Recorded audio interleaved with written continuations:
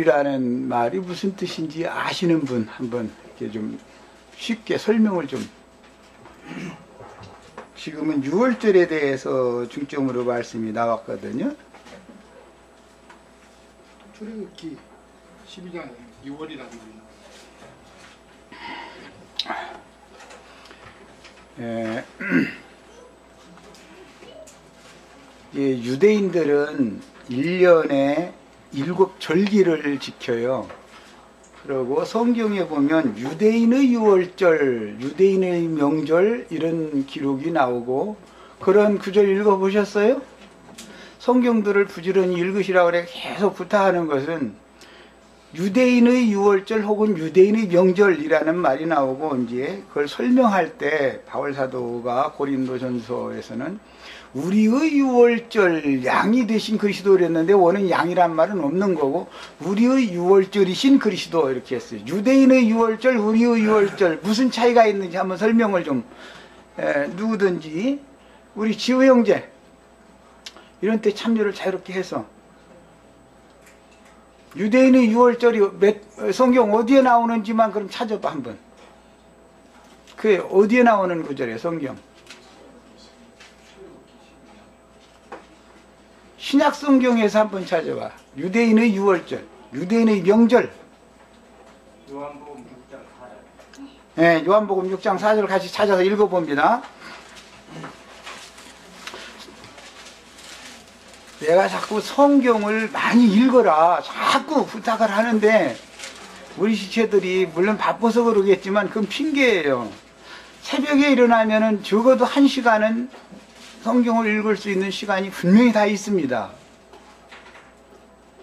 나는 수십 년 동안 이게 이제 습관화됐기 때문에 안 읽으면 이상하게 뭔가가 막 뭔 일을 아는 것 같은 깨림칙하면 뭐 이런 것이 나는 있어요. 그래서 안 읽을 수가 없어. 나는 습관이 되어서. 그런데 우리 지체들은 너무 오늘 성경 어디 읽을 잘해다 싶으면 그것만이라도 한번 읽고 나와야 되잖아요.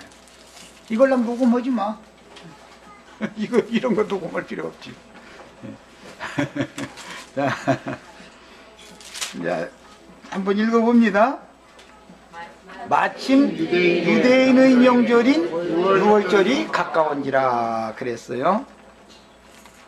유대인의 명절이다 그랬는데, 우리 이제 동양에서 우리나라는 큰 두 명절이 있죠. 정월 초하루하고 8월 추석하고 이렇게 인 것처럼 유대인들은 명절을 7명절을 지킨다 이 말이에요. 그런데 이제 7명절을 다 못 지키게 생긴 경우에는 3절기다 그래가지고 이것은 꼭 지키죠. 그런데 그 중에 첫 번째 돌아오는 명절 절기가 6월절이에요. 그런 게 우리나라로 말하면 정월 초하룻날이다 그런 말이죠. 6월절은 유대인들의 개념으로는 그게 정월 초하룻날인 거예요. 첫해 첫날이 되는 거예요. 첫달 첫날이 되는 거예요. 그래서 유대인들은 달력이 유대력이라는 것이 있고 종교력이라고 하는 것이 있어요. 그래서 전통으로 사용해오던 그 유대인의 달력 외에 종교력이라고 하는 달력의 시작점은 정월 초하룻날은 6월절 날이다. 유대인들의 개념에서 그렇다 이 말이에요. 자, 이제 이것은 신약의 고린도전서 우리의 6월절 몇 장 몇 절에 나와요? 유대인의 6월절 지금 요한복음에 찾았고, 우리의 6월절 고린도전서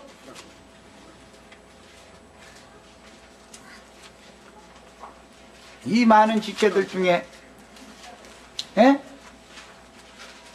우리의 6월절이 있은 그리스도 5장입니다. 자, 5장 몇 절? 5장 7절 찾아 읽습니다.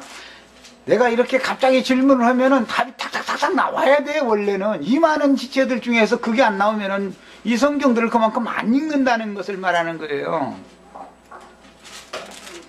성경에는 반드시 대비되는 용어가 있어요. 어떤 용어가 나오면 그것을 영적으로 해석하는 대비되는 용어가 반드시 있는 거예요.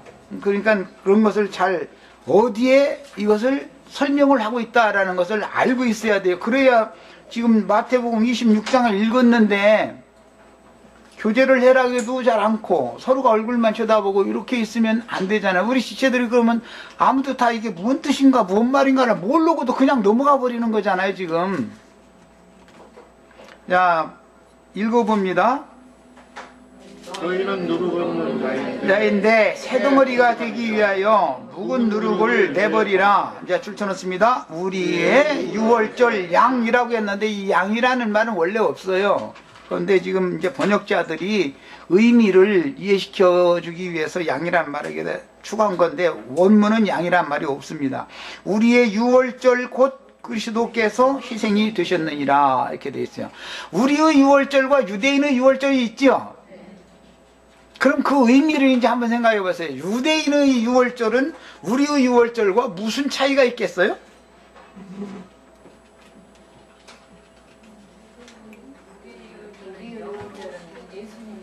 예? 예? 예수님이 희생양이 되신 것은 우리의 유월절이고 짐승이 죽임을 당하는 유월절 절기는 유대인의 유월절이죠. 유대인은 특징이 짐승 잡아서 제사를 하는 것이고 우리는 그 모든 희생 제물들이라는 게 예수님을 말한다라고 이제 믿음으로 받는 것이죠. 우리는 이것이 차이가 있어요. 자, 이 26장에 넘어오면서 시작에 유월절 얘기가 됐는데 유대인들은 절기 때 반드시 제물을 잡아서 하나님께 제사로 드리죠.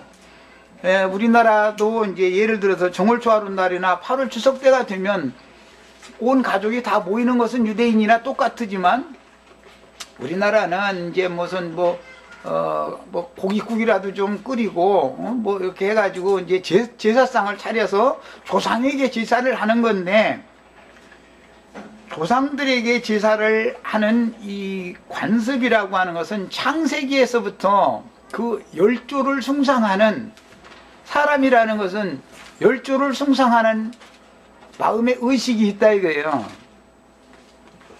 나를 현세에 있게 하신 나의 조상을 그 은덕을 기리는 것은 모든 사람에게 있는 거죠. 이제 이거에서 파생된 것이 종교라는 거예요. 그런데 조상해서 맨 첫 조상은 그럼 누구겠어요? 대표 조상은 하나님이죠. 그러니까 유대인들은 아는 제사를 하는 것이고 유대인들은 사마리아 사람들이나 또는 이방인들은 모르는 것에게 헛것에게 제사를 하는 것이 차이가 있어요. 유대인들은 조상을 알고서 제사를 하는 것이 특징이에요. 그러면 그 조상을 안다는 것은 무슨 뜻이에요? 하나님이 맨 조상의 근원자니까 그분이 대표로 제사를 받으면 모든 나의 조상들에게 제사를 한 거지요. 그러나 이방인들은 하나님 근원자를 제사하는 것에 대해서는 이상이 없고 말하자면 모르고 자기 아버지 이제 우리나라 같은 경우는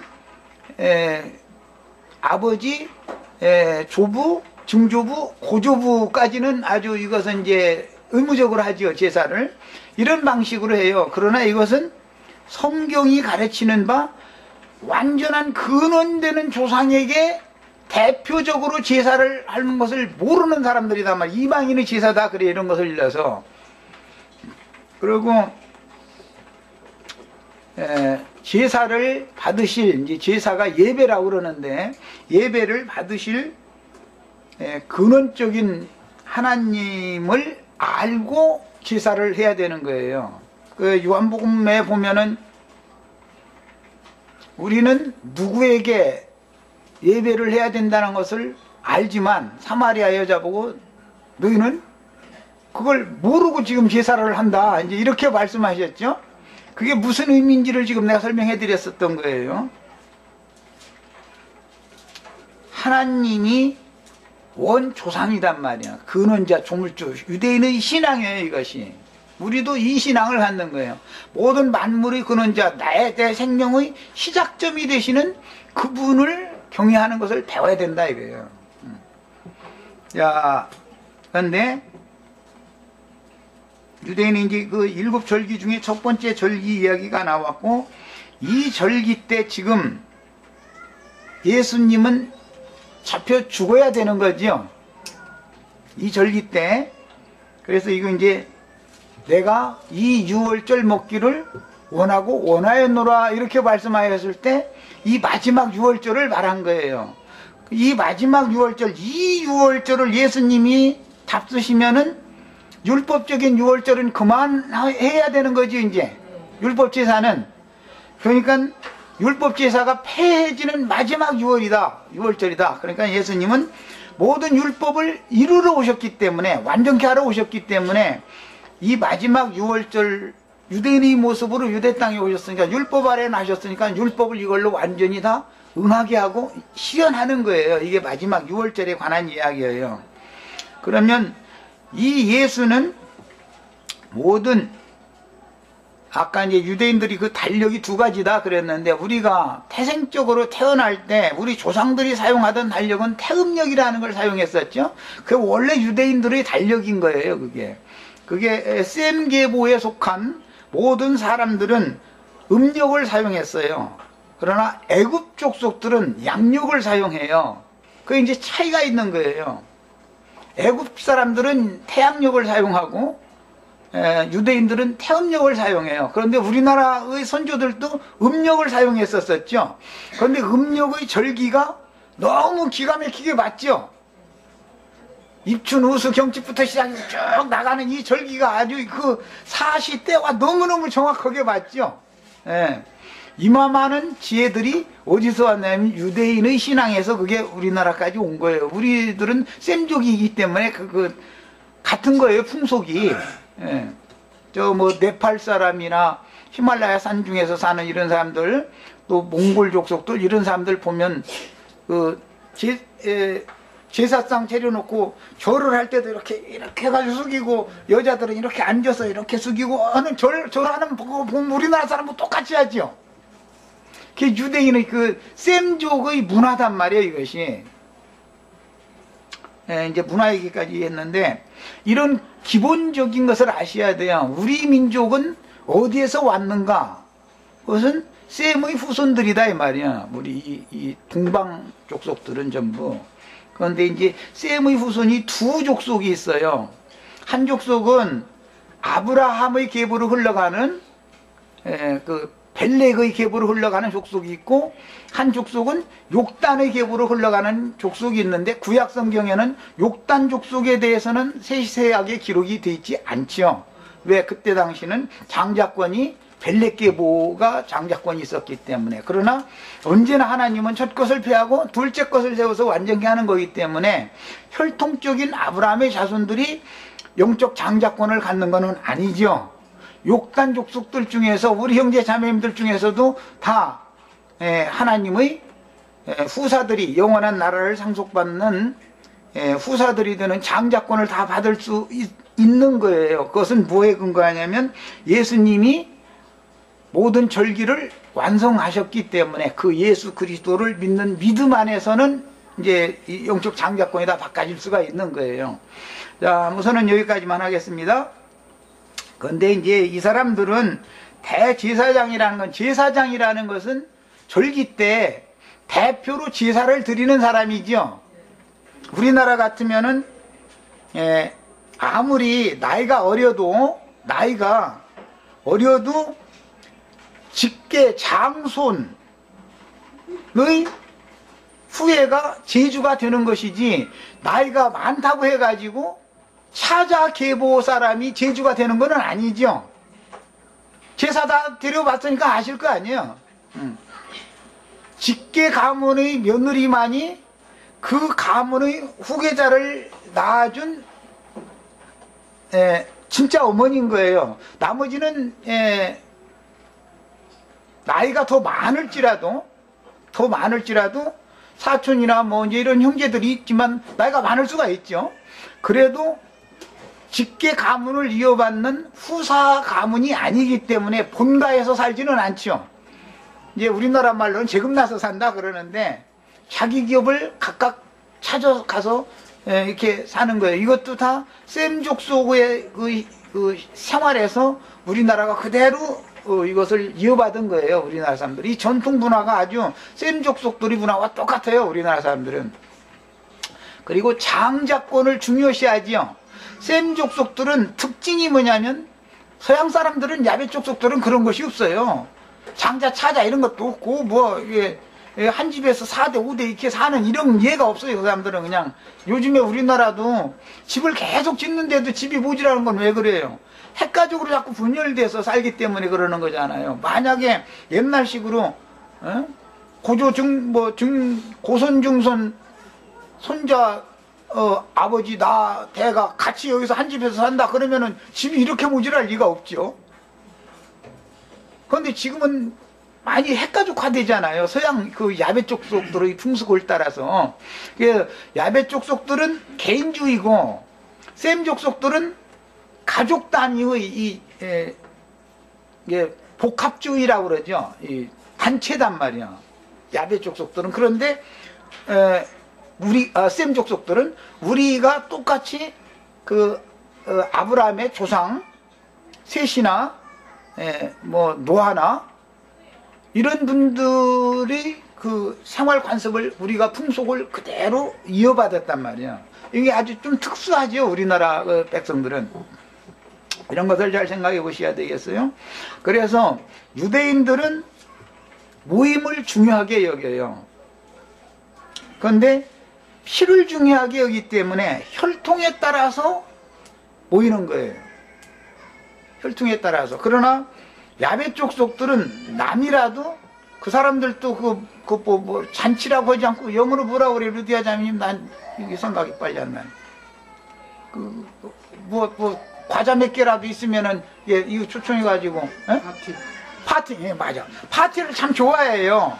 예, 야베 족속들은. 그런데 그 사람들은 우리나라 사람들처럼 혈통을 중시해서 파티를 열지는 않아요. 마을 사람이니까 또는 뭐 그냥 알고 지내니까 예? 우리 집에 이게 있으니까 와서 그냥 잔치 참여하고 축하해다고 이제 이런 것을 좋아한다는 것이죠. 그러나 우리나라 사람들이나 히브리인들하고는 그 성격이 달라요. 그 말은 무슨 뜻이냐? 혈통을 그렇게 중요하게 여기지 않는다 이 말이야. 타민족들은 이 셈 족속들은 혈통을 매우 중요하게 여겨요.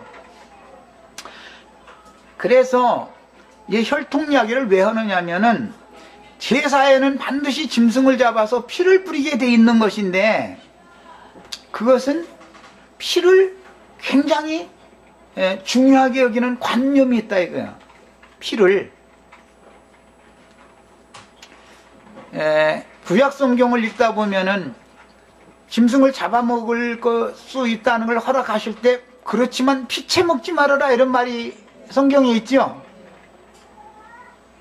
그것은 피채 먹는다라는 것은 생고기를 먹지 말아라 이제 이 말인데 야베 족속들은 그 다음에 함 족속들은 생고기도 좋아하지요. 우리나라도 요즘에는 자꾸 이제 서양화되어 가지고 뭐 고기를 이게 뭐 생고기집 이런 것도 간판에 보니까 생고기라고 써붙여놨대. 근데 원래는 그 생고기를 먹으면 안 되는 거예요. 어떤 짐승을 잡아가지고 그대로 생으로 먹어버린다. 익히지 않고 그대로 먹어버린다. 이것은 그 짐승의 포악성이 그 사람과 똑같다라는 것을 말하는 거예요. 사람이 피맛을 보면은 뭔가 남을 해코지하고 욕이라도 한마디 해야 식성이 풀리지 그냥 남 잘 되는 거 보면 꼴을 못 봐. 배가 아파가지고 가서 그냥 어떻게든 해서 남을 긁어내리고 남을 해코지를 해야만 식성이 풀리는 거. 이게 그 피를 맛본 사람의 특성인 거예요. 하나님은 하나님의 백성들에게는 피채 먹지 말라는 거예요. 그게 이제 영적으로는 예수를 산채로 먹으면 안 된다 그 말이죠. 산 예수를 먹으면 안 되죠. 반드시 하나님의 제물로 죽임당한 예수를 우리의 식물로 먹어야 된다. 이제 이거에 대한 상징인 거예요. 그런데 예수님이 이 땅에 복음을 전하실 때 내 살을 먹고 내 피를 마셔야 영생한다 그랬죠. 그러면은 육신적인 예수님의 살이나 예수님의 육신적인 피를 먹고 마시라는 말은 아니잖아요. 예수 그리스도의 영과 생명의 말씀을 믿어라 그 말이지. 뭔 얘기인지 아시겠어요? 혈통을 중히 여긴다라는 것은 믿음을 중히 여긴다라는 말과 결과적으로는 같은 개념이다 이 말이에요. 그래서 짐승으로 제사를 할 때는 반드시 짐승을 죽여서 피를, 이 짐승이 죽었다는 증거는 뭐죠? 피를 흘린 것이죠. 그 피를 가지고 제단에다가 피를 뿌렸던 거예요. 이것은 피채 먹지 말라는 말씀을 응하게 하는 거예요. 그 짐승은 죽어서 피를 다 흘렸으니까 하나님 자신도 피 흘림을 당하지 않은 제물은 연락하지 않는 거죠, 말하자면. 이것은 이방인들의 생활관습과 유대인들의 생활관습이 전혀 다르다. 우리가 돼지를 잡아도 이렇게 일단은 그 숨통을 잘라가지고서 염통에 있는 피를 다 쏟아낸 다음에 이렇게 먹여야 되는 거잖아요. 그러나 이 포악한 짐승들 보면은 짐승 잡으면 입에서 막 피가 벌겋게 묻어가면서도 그냥 막 먹어버려요, 피채. 이것은 포악성을 말하는 것이잖아요. 사람이 피를 흘린다라는 것은. 그래서 야베 족속이나 함 족속들은 전쟁을 좋아해요. 특징이 그거예요. 그 사람들은 인정사정 없어요.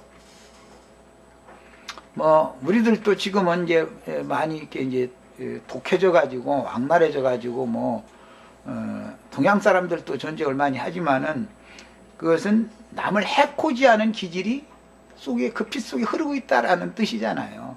이런 것에서 구원받는 것 이야기가 피의 제사를 의미하는 거예요. 그래서 피 뿌림이 없으면 죄들이 사함이 없다 이 말은 죽음이 없으면, 육체의 죽음이 없으면 하나님이 그 영혼을 용서해 줄 수 없다 이제 이 말인 거예요. 그게 6월절 얘기하다가 이제 여기까지 했어요. 자, 그 다음에 예수님이 이제 이어지는 두 번째 단락에서는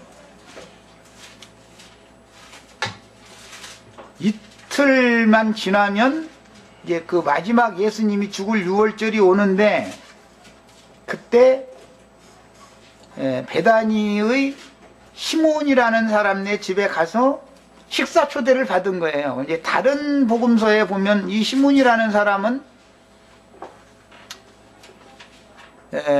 유대인의 율법을 지키는 바리새인이었었죠. 그래서 한 바리새인의 집에 초대를 받아서 가신 얘기로 이렇게 돼 있어요. 원래 그 문둥이촌인 베다니에는 바리새인이 살면 안 되는 거잖아요. 바리새인이라도 문둥병이 걸렸기 때문에 격리 수용되어져 있는 사람이다라는 말이에요. 그런데 그 집에서 예수님이 초대받아서 지금 식사를 하시는 중인데, 한 여자라고 그랬는데 이게 마리아지요. 자기가 모아뒀던 옥합을 깨가지고 주님이 머리에, 이제 식사하시는 주님이 머리에 붓고, 다른 데서는 그 머리카락과 눈물로 주님이 그 발을 씻었다 이제 이렇게 했어요. 이걸 가지고 지금 주님의 제자들도 무엇에 대하여 사람이 죽어야 구원을 받는가라는 것을 아직 모르는 상태였기 때문에 인간의 선행에 붙잡혀 있는 것이 여전히 제자들의 상태였었죠. 그 향유를 팔아서 가난한 사람들 굳이 하는 데 쓰면 좋을 텐데 그것을 그냥 부어서 버려버린다면 허비하는 거 아니냐 이렇게 생각했다는 거잖아요, 지금 얘기 내용이. 그러나 주님은 이것을 해석을 할 때 나의 장사를 위하여 향유를 부은 것이다 이렇게 했어요. 이것은 유대인의 장례법이라는 것, 유대인의 장례법대로 향품을 넣었다. 이게 유대인의 장례법이라는 구절 읽어보셨어요? 그거는 무슨 책 어디에 나오는 말이? 유대인의 장례법? 이방인의 장례법과 유대인의 장례법은 다르죠. 문화가 다르기 때문에 물론 하는 말이지만은, 풍속이 다르기 때문에 하는 말이지만, 유대인의 장례법대로 향유를 넣었다, 관에다가 향유를 넣었다. 그거 어디에 나오는 말이에요? 모세에.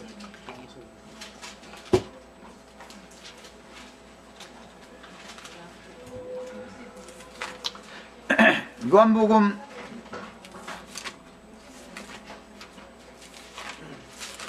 '예수님 장사를 위해서 몰약 사가지고 왔던 유대교 지도자 공의회 의원이 있었죠. 요한복음 19장 자, 40절. 40절. 자, 그러면 읽습니다. 이에 예수의 시체를 가져다가 유대인의 장례법대로 그 향품과 함께 세마포로 쌌더라. 여기에 유대인의 장례법이라는 말이 나왔죠. 이방인의 장례법과 이 유대인의 장례법은 대비되는 거예요.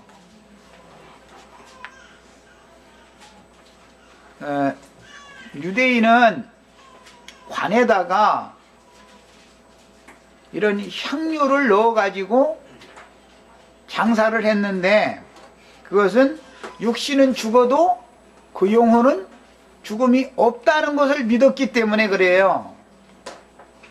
영혼 불멸설이다 그러는데, 유대인들은 신앙적으로 이것을 믿는 거예요. 육신은 와서 한 생애를 살다 가지만 그 영혼이라는 것은 절대 죽음이 없는 거다 이 말이에요. 그러니까 반드시 육체로는 죽었어도 영으로는 부활할 것이라는 것을 믿었단 말이에요.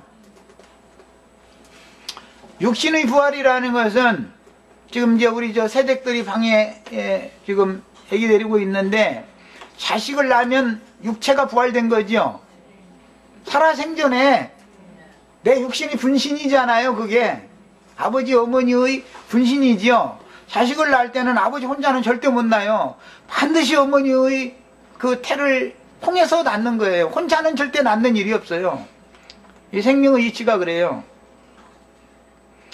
그래서 그 부모의 부활 생명이라는 것은 육신적으로는 후손이지만, 후손이 있다는 것은 그 부모가 죽지 않고 계속 생명이 이어진다는 뜻이죠. 그래서 생명의 대가 끊어지지 않게 이어지는 것을 유대인들은 너무너무 중요하게 여겨요. 모든 것보다 제일 중요하게 여겨요. 유대인들은 생활 관습이 그래요. 우리나라 사람들도 그러죠. 야베 족속이나 함 족속들은 내 손이 끊어지게 생겼다 해가지고 사촌이나 육촌한테 아들 낳으면은 아들 낳다고 해가지고 내 가문을 이어가게 하는 일은 없어요.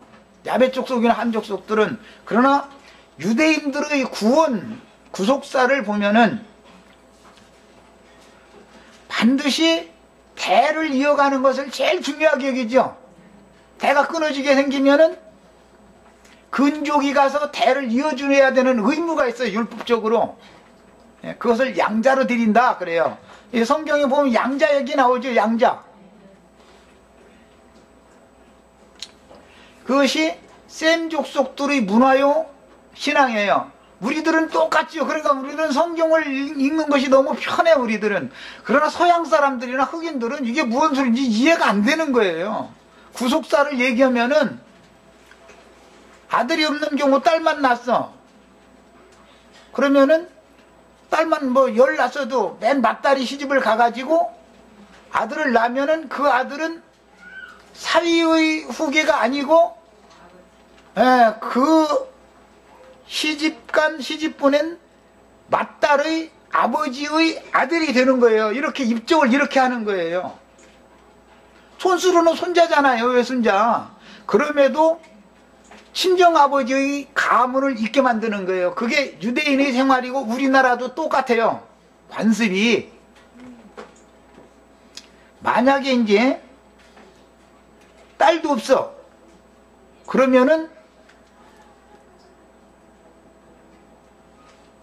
아내가 딸도 없이 남편이 죽었다. 그러면은 그 아내가 근족에게 시집을 가는 거예요. 가가지고 자식을 낳으면은 그 근족의 대를 잇는 게 아니고 죽은 남편의 대를 잇게 해주는 거예요. 그래서 유대인들이라는 것은 대가 끊어지는 것은 곧 죽음이다 이 말이야. 그들의 관념에는 그렇다 이 말이야. 이것이 신앙이에요. 이런 이야기를 알고 있어야 성경이 유월절 이야기라든지 다른 초실절 부활 오순절 이야기라든지 이런 이야기를 하면은 이게 무슨 뜻인지를 절기얘기하면 알 수가 있는 거예요. 우리들의 생활 관습은 셈족이기 때문에 그 문화를 그대로 이어가지고 왔었기 때문에 성경을 읽으면 이해가 우리는 쉬워요. 그러나 이 야베 족속이나 함 족속들은 그런 조상의 그런 문화가 없기 때문에 도대체 이해가 안 되는 것이죠. 룻기라든지 창세기 38장에 다말리악이라든지 이런 것들이 전부 대를 잇는 율법이죠. 예. 그런 걸 오늘 이 마태복음 26장을 이해를 하실 때는, 야, 육신적으로는 죽었어도 영적으로는 생명의 대가 절대 끊어지면 안 된다 이 말이에요. 예수님은 죽었지만 그 생명이 사도들을 통해서 그다음 전도자들을 통해서 오늘 우리에게도 그대로 똑같은 생명이 이어졌죠. 이것을 부활이라 그래요. 이것을. 예. 자, 여기까지 합니다. 지금 14절 16절 아까 보니까 읽는 말 내가 들은 것 같은데 14절로 16절은 우리 형제 자매님들이 좀 교통을 좀 하세요.